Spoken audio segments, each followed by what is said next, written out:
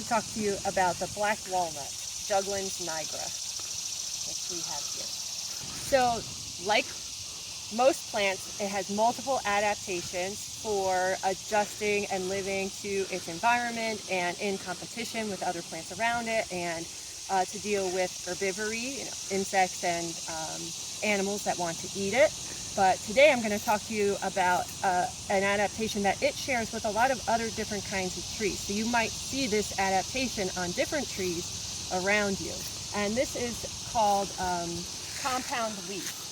So on a black walnut, you might think that this is a leaf, but this is not a leaf, this is a leaflet.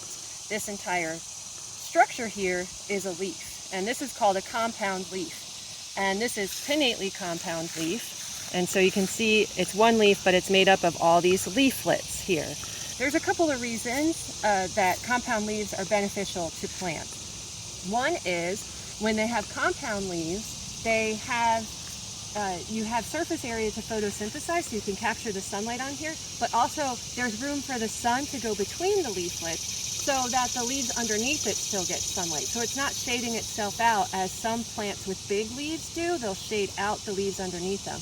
With these leaflets, sun can still get through. We call it dapple blight, but these leaves underneath can still photosynthesize. Another benefit is moisture retention. So with a limited surface area of the leaflets, instead of being one giant leaf, it loses less water.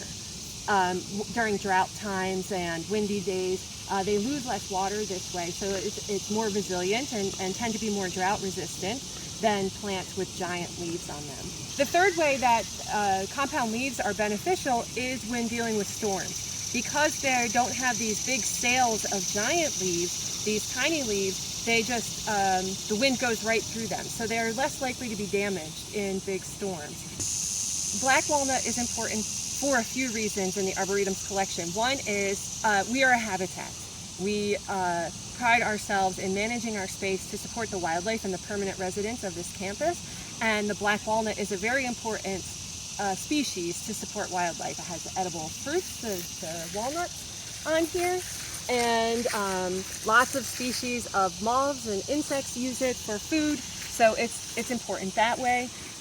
It is a native plant that's very resilient, also predicted to be okay with our changing climate. Also, it is a fairly maligned plant. A lot of people don't like it because it has another adaptation. It releases a chemical called juglone into the soil, and the juglone is a growth inhibitor, so it stops plants from growing around it, and that's an adaptation to help itself outcompete, right, other plants. So it doesn't have to compete for sunlight or water if it's not allowing the plants around it to grow. And for that reason, some people don't like it because when they try to plant plants around it, those plants don't grow because of the chemical. But in reality, and the reason why it's an important part of our collection here, is we get to teach about the plants that will grow just fine in a community with black walnut, and despite the juglone. And so we have that opportunity to teach about that as well and promote it as an important plant in the landscape.